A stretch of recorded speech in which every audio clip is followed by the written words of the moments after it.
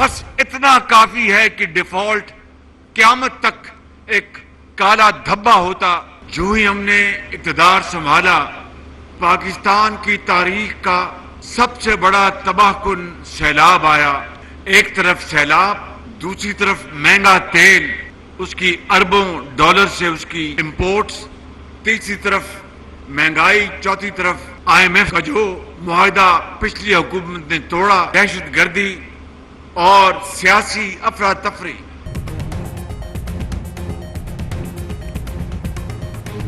वज़ीर आज़म शहबाज शरीफ चयो आहे त मुल्क डिफॉल्ट करे हा त क़यामत ताईं कारो दाग़ लॻी वञे हा। तहरीक इंसाफ़ हुकूमत IMF सां मुआहिदो करे भञकड़ी कई। हुकूमत खे मुश्किल मुआशी हालतूं विरसे में मिलियूं आहिनि।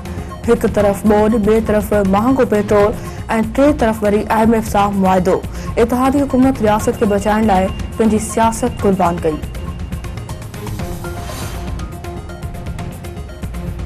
PDM सरबराह मौलाना फजल रहमान चयो आहे त मुल्क की तरक्की रोकींदड़नि खे ॿीहर इक़्तिदार में अचण न ॾिनो वञे।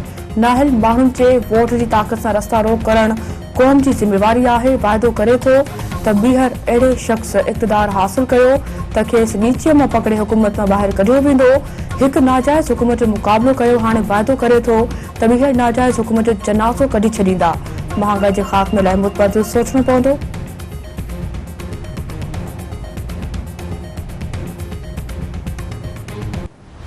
वो जो एक सोशल मीडिया पे चल रहा था कारूंजर जबल के लिए, तो सिंध गवर्नमेंट जो है उसने उस टेंडर को कैंसिल कर दिया था कल ही, और किसी भी सूरत में कारूंजर जबल को का जो एक्चुअल उसका जो खूबसूरती है और वो एक जो हेरिटेज है उसको डिस्टर्ब नहीं किया जाएगा।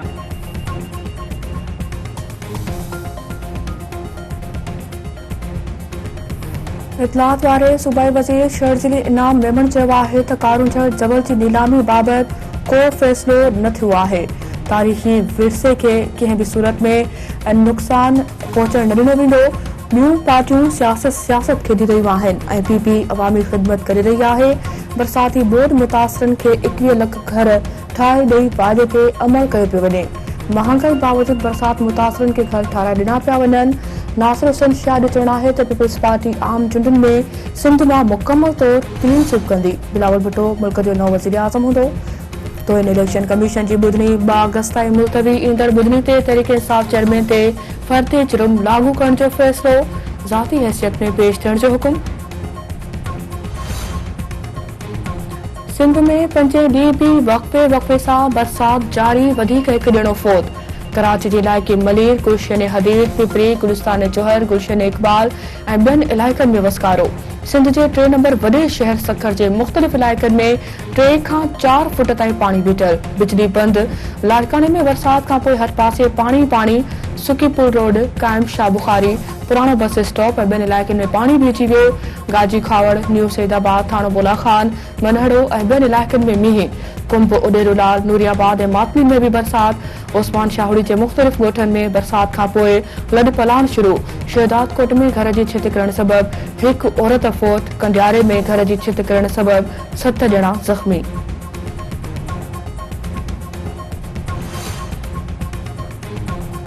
काछे ऐं कोहिस्तान में नई जे पाणी केतनी ॻोठनि खे ॿोड़े छॾियो।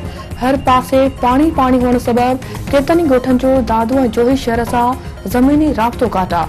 ॿेड़ियूं हलण लॻियूं। खाधे पीते जी शयुनि जो बहिरान।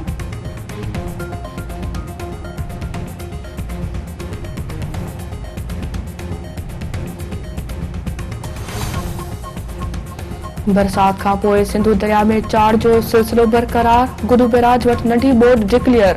मथां वहिकिरो 2,37,315 क्यूसेक ऐं हेठां वहिकिरो 2,28,795 क्यूसेक रिकॉर्ड कयो वियो।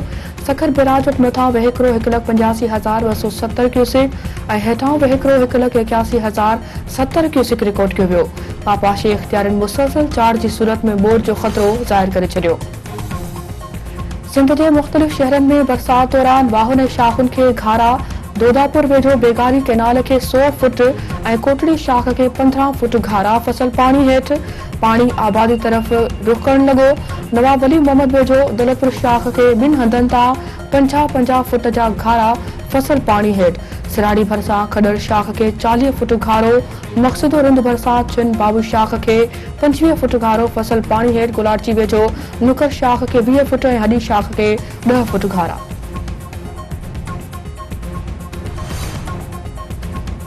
सिंध के वडे वजीर मुराद अली शाह जी सदारत हेठ थरकोल एंड एनर्जी बोर्ड जो इजलास। थरकोल फील्ड का मेन लाइन ताईं रेलवे पटड़ी विछाइण ते इत्तेफाक।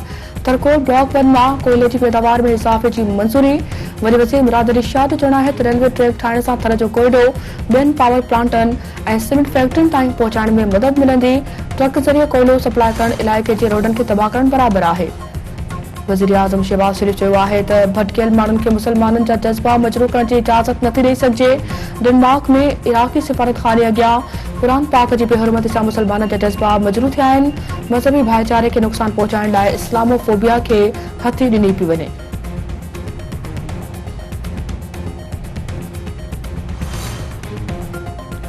अमरीकी परॾेही वज़ीर एंटोनी ब्लिंकन जो परॾेही वज़ीर बिलावल भुट्टो ज़रदारी सां फ़ोन ते राब्तो, पाकिस्तानी मईशत जी बहाली ऐं अफ़गानिस्तान जे मामलनि ते ॻाल्हियूं। एंटोनी ब्लिंकन जो चवणु आहे त पाकिस्तानी अवाम दहशतगर्दी सबबि सख़्त मुतासिर थियो आहे। दहशतगर्दी जे ख़ात्मे लाइ पाकिस्तान सां सहकार जारी रखियो वेंदो। हज़रत इमाम हुसैन ऐं संदसि जान निसारनि जी यादि में मातमी जुलूस ऐं मजलिसूं। खैरपुर में तारीख़ी कुंभे जो मातम कयो पियो वञे।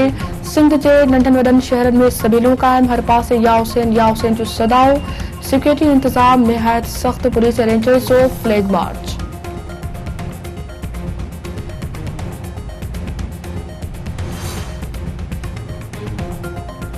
सिजावल चोणिच में जुनूनी पीउ पंहिंजे थञ पियाक पुट खे घुटा ॾेई क़त्ल करे छॾियो, जवाबदार गिरफ़्तार। इलाइक़े वासियुनि जो चवणु आहे त जवाबदार जो ज़हनी तवाज़ुन ठीक न आहे, तंहिं करे उन पंहिंजे पुट खे क़त्ल कयो। ओबावड़े वेझो क़ौमी शाहराह ते ट्रॉलर ऐं मोटरसाइकिल में टक्कर, 3 ॼणा फौत।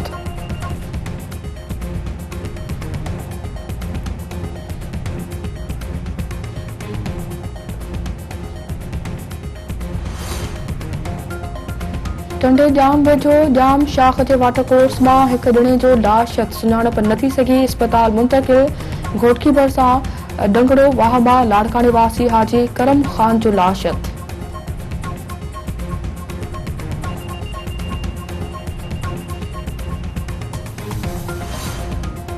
ऐं पाकिस्तान ऐं श्रीलंका विच में कोलंबो टेस्ट बरसात सबबि मुतासिर क़ौमी क्रिकेट टीम 2 विकेटनि जे नुक़सान ते 178 रन्सूं ठाहे वरितियूं।